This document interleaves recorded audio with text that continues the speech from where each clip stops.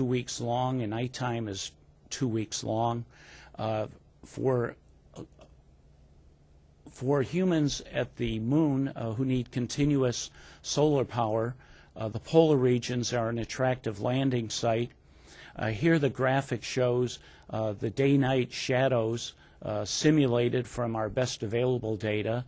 It shows regions that are high in altitude that are nearly continuously in sunlight, and that sun would be a source of warmth and power to future explorers. It also showed in blue regions inside craters that are very dark and get very cold. And we think that there are water ices in this region. Previous missions showed that there's evidence of hydrogen there, and this hydrogen we expect to be associated with water, and we think that this will be a potential resource for human explorers. Now, LRO is a focused set of measurements that will do the best possible attempt at determining the characteristics of the lunar surface, particularly at the poles, with remote sensing instruments from orbit. However, to really understand the water content of the surface, you would like to land there and touch the surface and find out what the characteristics are in detail. We're fortunate that LRO will carry to the moon a companion mission, LCROSS, that will literally touch the surface in a very dramatic way, and LCROSS will seek water on the moon. And Tony will tell you about LCROSS. Thank you, Rich.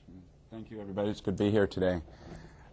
As Rich mentioned, a key interest to NASA and the broader community in general are resources at the poles of the moon. And we have two missions early on that nearly more than a decade ago now, two small innovative missions, Clementine and Lunar Prospector, that gave us the first hints or data that there could be water ice at the poles of the moon. And in that spirit, LCROSS, a small fast-track mission, is going back with LRO, as Rich mentioned, to search out for the source of the measured hydrogen at the poles. And to do that, it will use the upper stage of the rocket that pushes LRO and LCROSS to the moon, the Centaur rocket, as an impactor, very much in the same spirit as the Deep Impact mission to Temple 1 comet. I'm going to show you some video that shows the distribution of measured hydrogen at the poles, how we're going to use an impact to make a measurement of what's in these very dark craters, and then describe some of the instrumentation on the LCROSS spacecraft, which will observe the impact up close and personal, and also describe some of the other observatories and assets that will be making measurements along with us. So if we could start the video, I'll walk through it with you all. Lunar Prospector measured neutrons at the moon, just like the LEND instrument will on LRO, but to a poorer resolution than LEND will. And what it found was concentrations of hydrogen at the poles. It only measured hydrogen, so we really don't know if it's in the form of water ice or some other form of hydrogen-bearing compound. As Rich mentioned, there are these permanently shadowed craters at the poles, and this is the same graphic that Rich showed. The blue areas are these craters that could be 200 degrees below 0 centigrade, very cold, excellent cold traps, could hold a variety of different volatiles.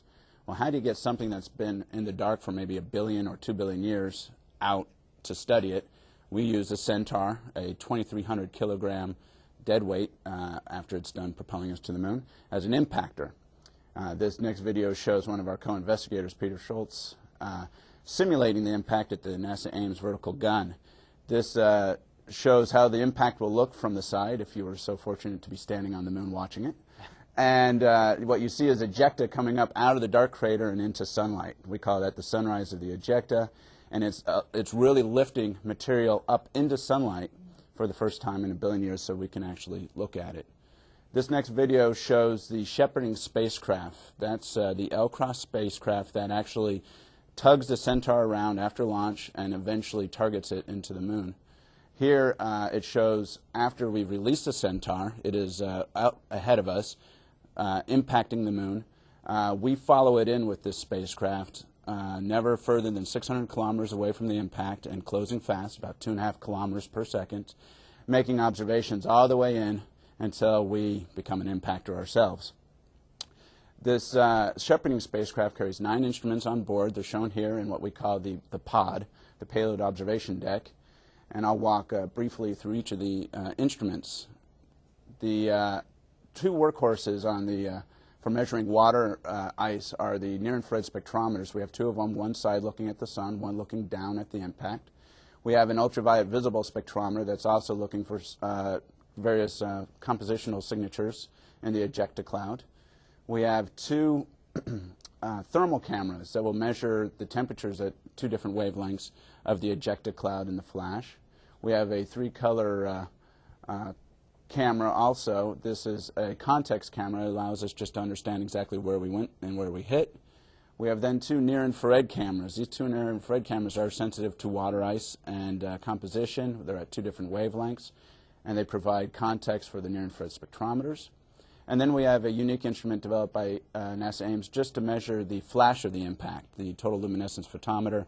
It's actually the first instrument that will give us some kind of clue as to the presence of volatiles in a crater. LCROSS is not the only observatory that will be looking at this. We have observatories all around the world that will be looking.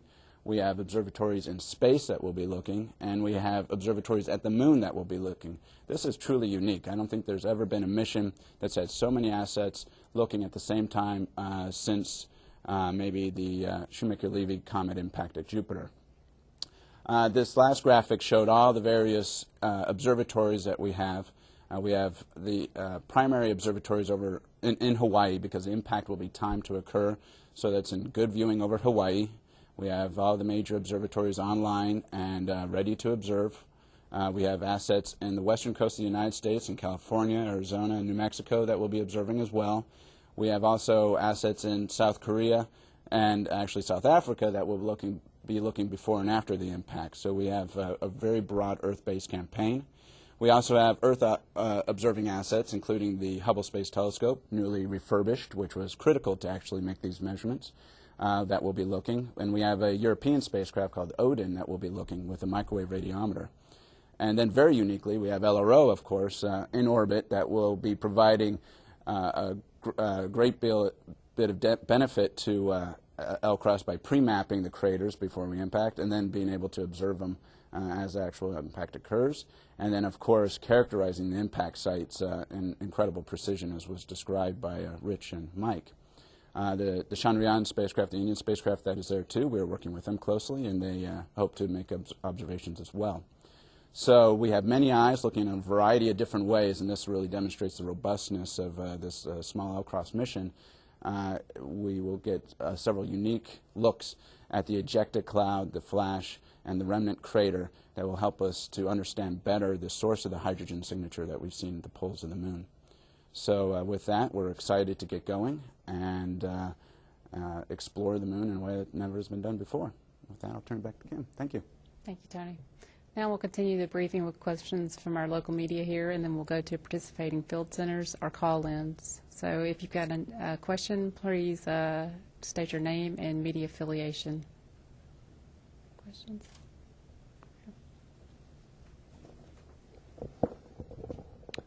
Thank you. James Dean from Florida Today. I'm just wondering if you could discuss what mission objectives, scientifically, if any, have been affected by this change in the launch date, as much as 1, 2, or 3 days, whatever it turns out to be.